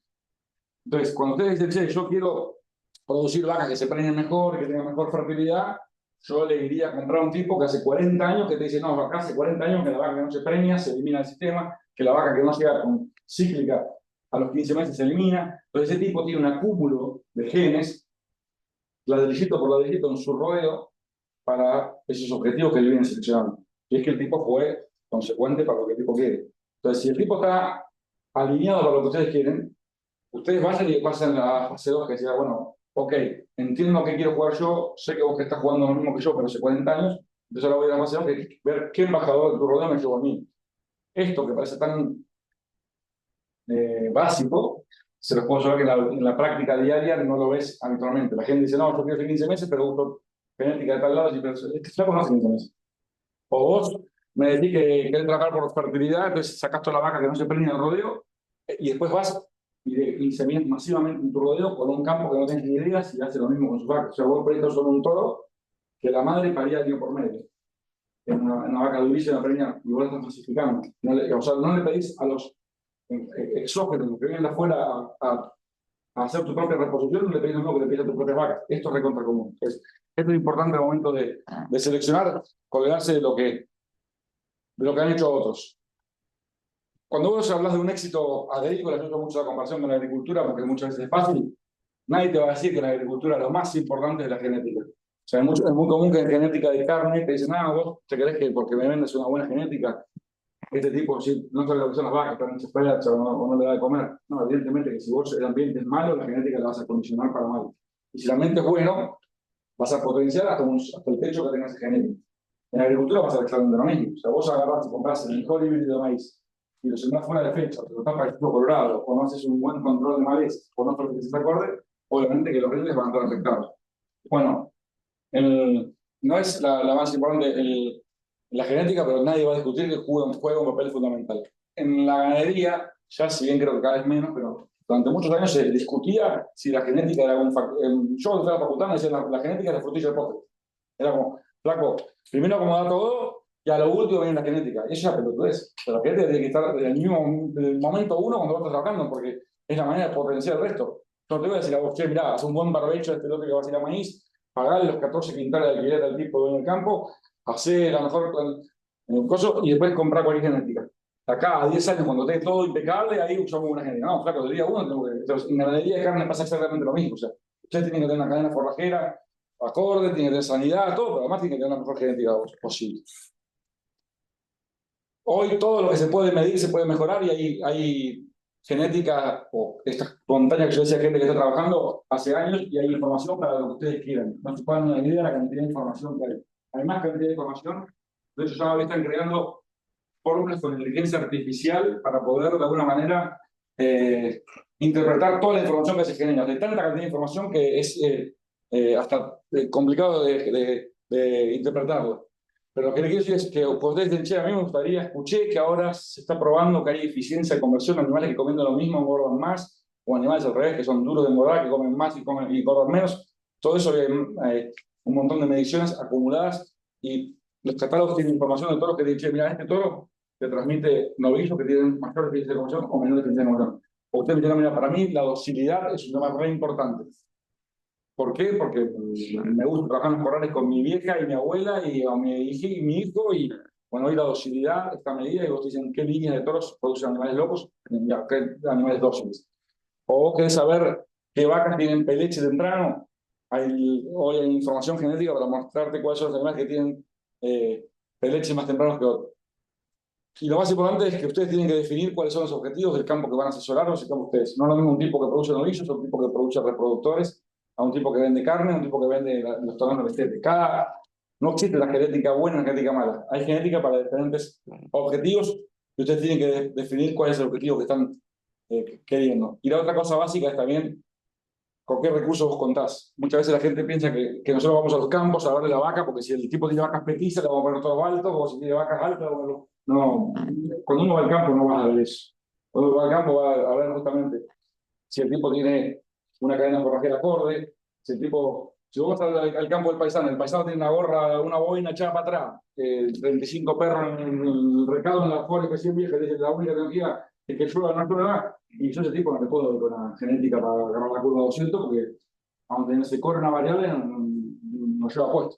Para vos al campo, el tipo tiene las velas de prensado automática, el tipo te saca la computadora arriba del capó de la camioneta, te dice que está trabajando con parcela diaria, que tiene plan A, plan B, plan C, ese tipo puedes agarrar, si querés, la curva 200, porque el tipo va a tener 35 planes. Eso es lo que uno va a ver. La otra cosa interesante de entender, y esto es crucial, y todavía hay mucha gente que es bastante durañona y no entienden, es que en cría nosotros tenemos una situación que es diferente a otras actividades, que es que la genética, ¿qué es más importante en cría? O mejor dicho, la actividad ganadería de carne. ¿Qué es más importante? La vaca, que tiene que producir un ternero todos los años, que tiene que preñar, que no se tiene que enfermar, que no tiene que tener problemas, o el novillo que da la vaca, que tiene que engordar y ser una máquina y ser eficiente con el uso del maíz y producir carne de alta calidad. Y los dos son importantes. Yo no te podría decir que uno sea más importante que el otro. O sea, es tan importante que la vaca sea rústica, mantenida, fértil, como que el novillo que produzcamos es una carne de calidad que el mundo quiera pagar por una proteína buena. Ustedes se comparan contra el tambo. En el tambo vas a ir a una charla de lechería y no vas a escuchar a nadie hablando de la capacidad de un toro de producir hijos buenos en el feedlot. En el tambo se habla de la vaca de lechera, de esa vaca que se preñe, que dé leche, que tenga salud. El macho es un descarte. Entonces todos los caminos apuntan a un solo objetivo. En cambio, en cría, si ustedes se pueden hablar con un ganadero comercial de la cuenca de Salado, el tipo dice, no, yo quiero una vaca que sea chiquita, mantenida, que peleche temprano, que se lama las varillas todo el invierno y se mantenga gorda. Después el novillo me chupa 3 huevos, el novillo se lo vendo a otro y yo produzco un ternero. Esa es la situación habitualmente de la forestación. En cambio, del otro lado está el filotero, que es el tipo que te compra el ternero, que no tiene vacas ni le interesa tener vacas, pero te compra los terneros y yo quiero un ternero que cuando lo ponga a comer en un verdadero me gane 1 kilo por día y cuando lo meta a comer en el firlo se gane 1,2 kilos por día y que a los 450, 460 se engorde, se redondee y sea que cuando lo mando al frigorífico me digan, che, dio el 60% de la ropa espectacular. Esa dicotomía en genética es tremenda porque la genética que hace bien una cosa es justamente la que hace al revés en el otro lado. O sea, son dos cosas totalmente distintas. Entonces, ustedes tienen que interpretar en qué lugar están parados cuando están armando un sistema, si un tipo es un invernador, si un tipo es un criador nato o si un tipo es ciclo completo, para ver dónde se paran. Y lo que tratamos de hacer es manejarlos en un triángulo bastante balanceado entre animales con buenos números, que vengan de programas sólidos y con buen fenotipo. ¿Qué significa que vengan de programas sólidos? Programas sólidos, no, cabañas o líneas sólidas, es lo que decíamos hoy de la identidad, de eso de las montañas que nosotros hablamos. Si ustedes van a querer, para ustedes es crucial hablar de fertilidad, vayan a nutrirse de genética en lugares que la fertilidad es importante. Yo no le iría a comprar genética a un tipo que perdona las vacas que salen falladas, o vos salís a dar una vuelta por el campo y le das que la mitad de las vacas no parieron y el tipo le está dando servicio de vuelta. Entonces no le veo consecuencias. Entonces, programas sólidos son aquellos que durante varios años apuntaron a los objetivos parecidos a lo que vos estás queriendo traer y que decíamos hoy, se ganaron el derecho de decir, che, ok, quiero traerme un embajador de tu rodeo al mío. Que tenga buenos números. Los números, básicamente, de un millón de números, y no me quiero meter ritmo, porque ya me están mirando acá con cara de que apurate que se termina el tiempo. Pero números, hay un montón de programas que lo que hacen es medir hoy lo que decimos. Lo importante de un toro no es lo que él luce, sino lo que él transmite. Hoy hay un montón de información para ver cómo los toros transmiten. Lo más interesante para mí de eso es que hoy hay animales que tienen curvas de crecimiento anormales, diferentes. Ustedes saben muy bien que no todos hemos crecido de la misma manera. Si ustedes se comparan contra ustedes mismos, contra sus compañeros, yo siempre uso el mismo ejemplo, medio viejito y obsoleto, pero yo cuando empecé en el primer grado en el colegio, nosotros nos formaban, no sé si sigue siendo así o no, pero en esa época te formaban de más petecito a más alto. Yo en primer grado era el último. En primer grado, cuando me ordenaron en el Guadalupe, yo era el más alto de todo el primer grado A. Para cuando estábamos en cuarto grado, yo ya estaba en el medio. Había varios que al principio eran petecitos, pero me pasaron. Y cuando terminaba el séptimo grado, yo era del medio de la media, no era de los más altos y los más petizos. Bueno, en ganadería pasa lo mismo. O sea, vos tenés terrenos que arrancan despacito, y ya despacito tienen curva que tienen despacito, tenés terrenos que de golpe explotan y que después se planchan. Entonces, y como pasa en la agricultura, cuando te dicen, no, esto es un grupo corto, un grupo largo, grupos de maduración temprana. Bueno, hoy en ganadería, para demostrar lo que hay líneas que son de maduración más temprana o de maduración más tardía, que te entregan todos los HP que tienen y te entregan todo el potencial de entrada, pero se madura muy temprano. Si nosotros podemos seleccionar eso y usar eso en función de la producción, nos viene bárbaro para darle respuesta a esta situación que decíamos hoy de la Ford F100 y de la Ferrari. ¿Por qué digo esto? Si ustedes tienen 3 líneas de genéticas que al final del día terminan llegando más o menos al mismo tipo de animal, pero una va llegando despacito en términos de meses de vida a kilos, y otra llega rapidísimo a esa pubertad y después se plancha, esta es la realidad, la línea roja sería lo que todos querríamos tener. ¿Por qué? Porque es un animal que te va a entregar todo el potencial, pero después no te va a agrandar la fábrica. Entonces, si vos haces novillos, ¿en qué momento de la vida para un novillero importa el potencial de crecimiento? Si yo tengo una línea genética, digo, che, vos sos novillero, sí. Toma, yo tenía genética, que los novillos a los 4 años se ponen re buenos, ¿no? Flaco, yo a los 15 meses ya lo mandé al mercado. O sea, no me sirve una línea genética que despacito y recién a los 4 me entrega todo el 100% de su potencial. Yo quiero ver que me entregues todo su potencial hasta los 15 meses, porque después no lo veo. Entonces, si vos sos un tipo que hace ciclo completo, vos querés tener las hembras que exploten de crecimiento, que a los 15, 20 meses no crezcan más, para no agrandar la fábrica, que queden ahí, y que te produzcan novillos que a los 15, 20 meses entreguen todo lo que tienen para entregar. Entonces, eso es lo que se llama la línea lo más precoz posible.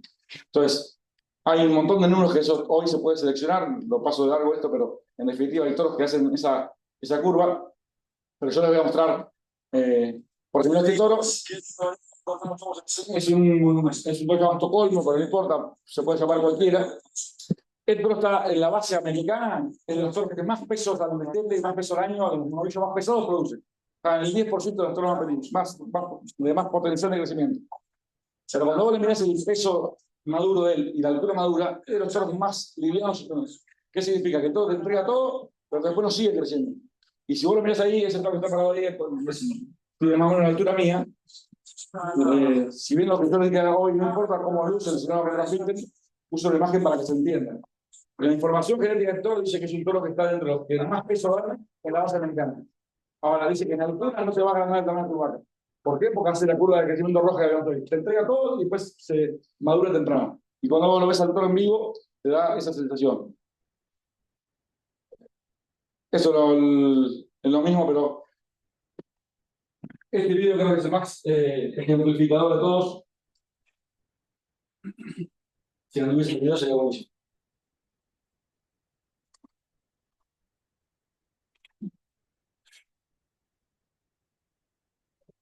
Esto es un remate de Estados Unidos, de un piloto que tenemos que se llama Kelly Sharp, que para este video se lo. El tipo te vende la vaca para el terreno que acaba de generar. Las remates de Estados Unidos, los toros se venden en un año. Esto es en febrero, y la vaca de Estados Unidos paran generalmente en febrero o marzo.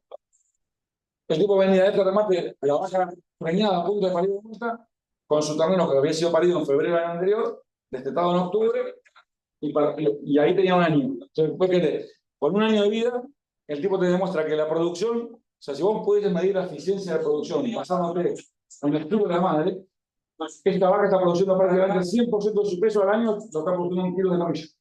Cuando nosotros, si nosotros fuimos a medir esto, en julio, la vaca padre, al julio siguiente, los torneos en México pesan 50-60% de lo que pesan las vacas. O sea, eso es obviamente un muy buen manejo, un muy buen ambiente. O sea, ese ternero obviamente comió recontra bien desde que nació hasta ese momento, pero tiene además la genética adentro para poder acoplar y poder manifestar todos.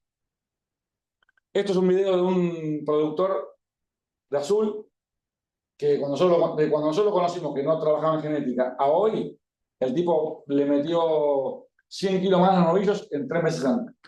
¿Eso cómo lo logró? Manejo seguramente, tiene que tener un manejo, pero si no le metes adentro la genética para que ese manejo se exprese, es imposible. Fíjese, la tropa de novillos, eran 300 novillos, tenían 15 meses y estaban pesando 480 kilos. Él tiene vacas que pesan 480 kilos. O sea, este tipo estaría representando parecido a lo que veíamos en el ejemplo de Estados Unidos. El de Estados Unidos era una vaca de 600 kilos con un torito que pesaba 550. Estos en el modo argentino, la versión Manaus, vaca con 480, con novillos que pesan 450. Esto es eficiencia, por lo menos mirando el peso del novillo o del peso de la madre.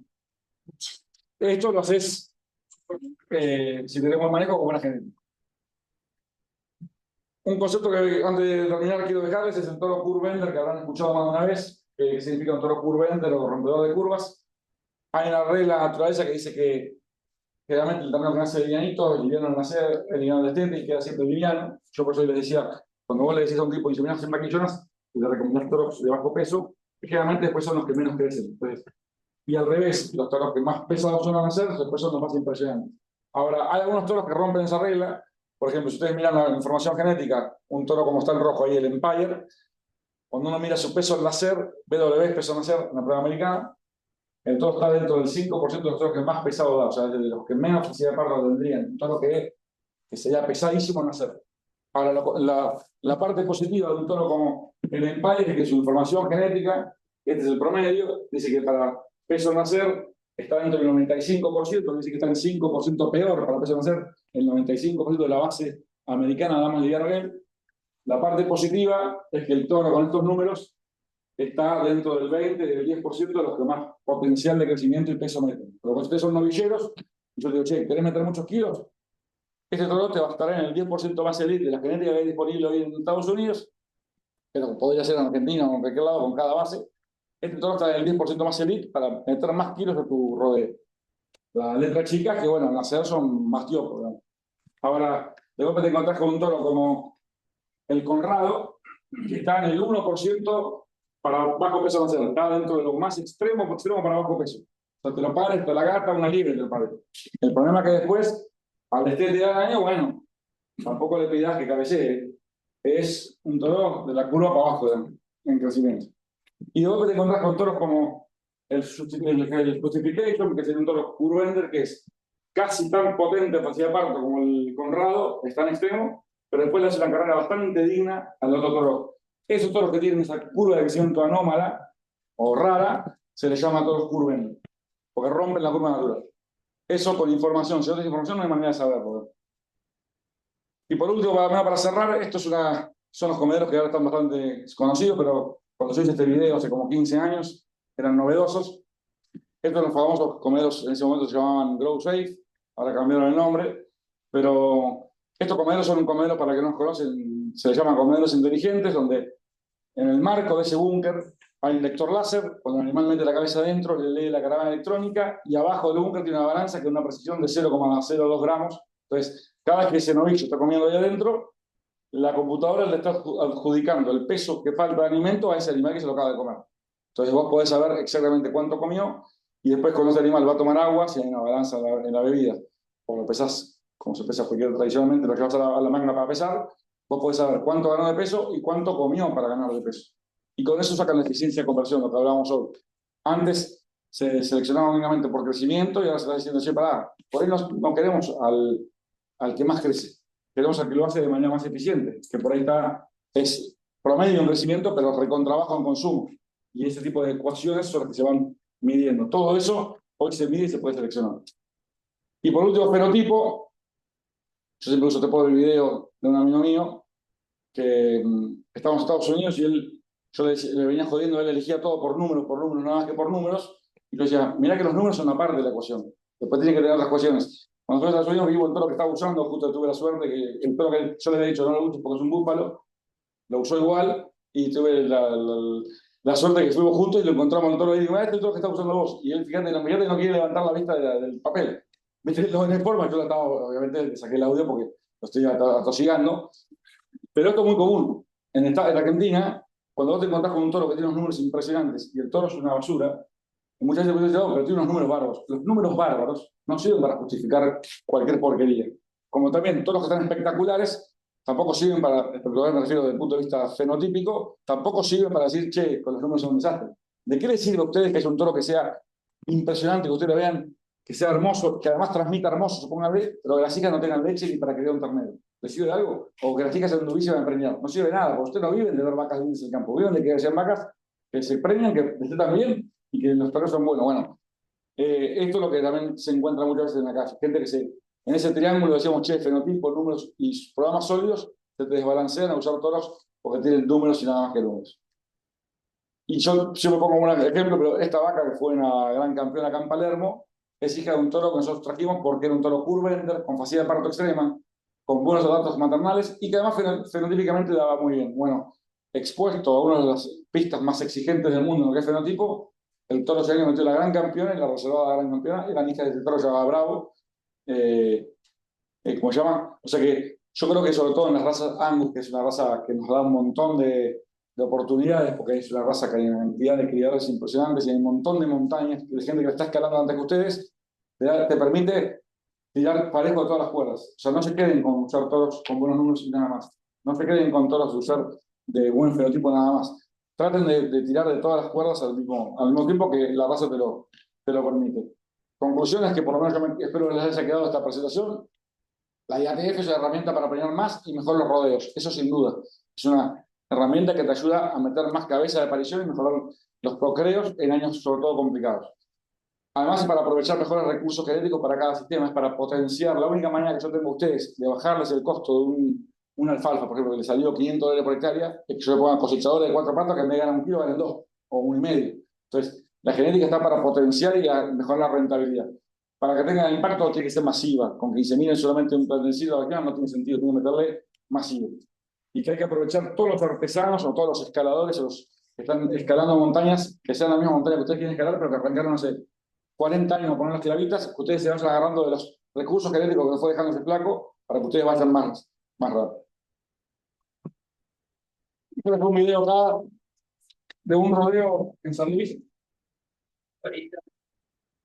Novillos de 15 meses que pesan 600 kilos. Esto se vuelve a contar, que se le cagan de risa, como que no puede ser, pues a mi amigo cordobés que trabaja en ese campo en San Luis, le voy a hacer una cosa, filmalos y boquealos a los novillos para que vean. Ustedes saben que el novillo es diente de leche, o sea que no sacó todavía, no cortó los primeros 2 dientes, quiere decir que tiene menos de 15 meses, o alrededor de 15 meses. Bueno, este campo es un campo ciclo completo, tiene campo en San Luis, de cría, fíjense. De 15 meses para la acción. Ese le decía que venía ganando 1,390 acumulado, pesaba 600 kilos en este momento, y ahí estos los iban boqueando. Diente de leche. Este es otro, este es un hijo de New Direction, estoy viendo el anterior. 600 kilos, viene ganando 1,320 kilos. Son 200 novillos nomás que boquean a la terminar el video. Pero bueno, en definitiva, el resultado de este tipo está lleno en Argentina, nada más que hay que salir a verlos y buscarlo. Y mucha gente como dice, che, pero vale la pena inseminar, a vos te dan ganas de poner un cachetazo y decir, ¿cómo te explico todo lo que tengo que explicar? Bueno, esto es un poco lo que yo le quería transmitir a ustedes. Bueno.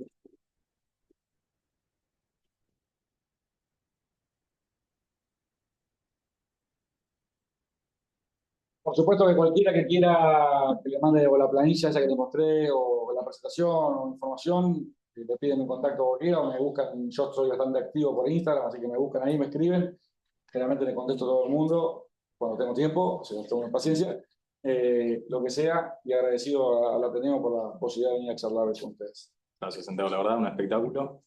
Un breve recordatorio que no hice hoy. Bueno, nosotros hacemos esta charla todos los meses de distintas temáticas, no solamente ganadería, vamos a forestación, vamos a agricultura, intentamos llegar a todo el agro, así que están todos invitados a sumarse al Ateneo, particularmente a la comisión de formación, que es la que organiza acá, así que le agradezco a todos los chicos, elaboraron 10 puntos. Queremos hacerte un presente, antes de arrancar con las preguntas, estamos haciendo presente.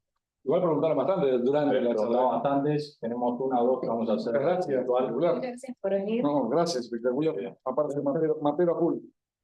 Un lujo, mirá. Tenemos 2 preguntas virtuales y aprovechen todos los que tengan las últimas preguntas, así ahora tenemos mucho más Aparte juega River hoy. a jugar arriba. Tenemos que ir a ver el Sé que hay partido. gente dolida de ayer, pero bueno, somos todos argentinos. Nosotros que jugamos la Copa tenemos que seguir viendo, así que Está bien. tenemos 2 preguntas por ahí. No sé si las quieras hacer vos. Ok.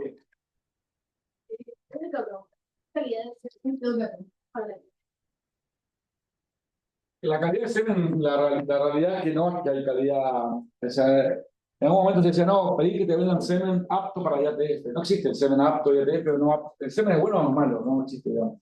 Entonces, si ustedes le compran a los centros reconocidos que andamos en el rubro y no van a tener problema de calidad seminal y no existe que te digan este semen es un semen de segunda, digamos. ¿El semen es bueno o es malo? Si vos tenés dudas, lo puedes mandar a analizar, sí, lo puedes mandar a analizar. La única recomendación que yo hago es, el semen no es como el análisis de laboratorio que se hace en un microscopio, no es un análisis de fertilidad, es un análisis de no fertilidad. ¿Qué quiere decir con esto? Vos podés mirar un eyaculado en un microscopio y ver todo normal y todo bueno, y que cumpla con los parámetros mínimos que se ponen internacionalmente, que tiene que tener cierta de concentración, todo, y sin embargo que el semen no sea bueno preñando. Sin embargo, cuando yo digo que es un análisis de no fertilidad, ¿a qué me refiero? Si vos me metes el microscopio está todo muerto, evidentemente no va a haber manera que se den preñen. Ahora, que se vea todo bien, no quiere decir que preñen. Ahora, si los célulos que somos ellos, estamos en este rubro hace 40 años, si no preñan todo lo que tranquilo, que al toque salta la ficha y no lo tenemos más. La pregunta es, ¿cuál es el impacto hoy en día de la genética en los pueblos? ¿Quién es esa pregunta? Nico. ¿Tu apellido? Nico Gorri. El intermediario. Está muy bien. No, porque o sea, pregunta antes de contestar. ¿Cuál es el impacto de los toros americanos? Y es como decirte, hay de todo. O sea, bajo el concepto de genética americana, la genética argentina es buena es mala. Y hay de todo. De hecho, hay genética espectacular, hay genética que es una patada para hablar. En genética americana hay de todo. La realidad es que, sin quedar como un vendepatria, porque me van a cagar trompadas, pero hoy la genética para mí no existe más que sea la genética o de Argentina o de Estados Unidos. Está todo muy entrelazado, está todo muy globalizado.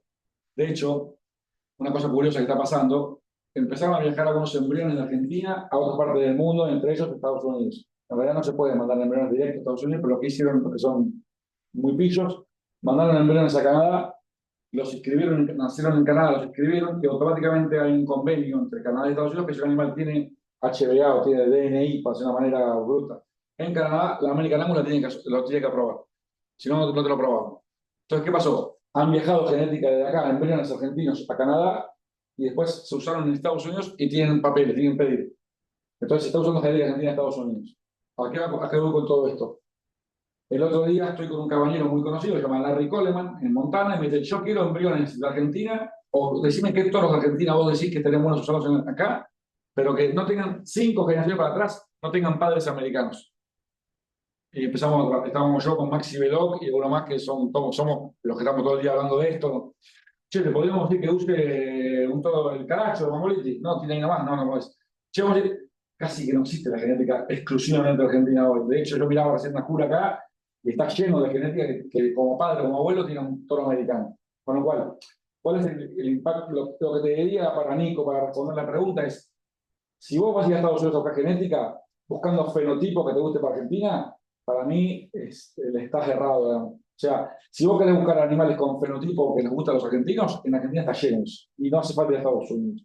Lo que no quiere decir que no puedas conseguir allá individuos que puedan hacer un buen papel, pero me parece que eso, ¿a qué vamos los que vamos a Estados Unidos a buscar genética? A buscar toda la información que tienen ellos. ¿Y en qué nos sacan ventaja de ellos? Es el que ellos son tienen mucha más cantidad de mediciones, tienen más cantidad de años midiendo y tienen algunas características un poco más, por ejemplo, la facilidad de parto de Estados Unidos es mucho mejor que la nuestra, en promedio. Ahora, con esto estoy diciendo que no hay que usar genética argentina, no, ni loco, yo uso un montón de genética argentina. Creo que está buenísimo tener todas las herramientas arriba de la mesa y creo que de cada lugar hay que tratar de tomar lo mejor sin aflojar mucho, sin negociar demasiado tus principios. Yo cuando voy a Estados Unidos a hacer genética, hay un montón de la ganadería americana que yo no la puedo ni mirar porque no es para nosotros. Cuando aquella que tiene los americanos buscan un bicho de 700 kilos que tiene que tener una cierta característica que nosotros no buscamos. Entonces, traerme esa genética para acá no tiene sentido. Ahora, encontrar genética que tiene facilidad de parto, blandura del engorde, y encima además tengo un fenotipo bastante más parecido acá, ahí vamos por ahí. Ese es el impacto que yo creo. Está invitado a la tira de fútbol. Sí, es bueno lo que dice Pablo. Nosotros todos los años en junio nos vamos a Estados Unidos, es una gira abierta para productores, estudiantes, veterinarios, para paisanos, para ricos, para pobres, para todo el mundo. Es un viaje que tiene obviamente un cupo limitado, somos 45 los que viajamos. Es un viaje inclusivo, o sea, aceptamos gente de tu condición, Pablo, sin problema. Y es un viaje que es para mí muy nutritivo, porque la verdad que vemos toda la cadena, vemos desde cría comercial, cabaña, feedlot, frigorífico, universidades. O sea, no es que vamos a ver genética nada más. El viaje está re bueno. Los que tengan ganas de ir, tienen que avisar con tiempo, porque ¿Cuánto no dura? el 17. ¿Cuánto dura? El viaje dura alrededor de 13, 14 días. Ah, bueno.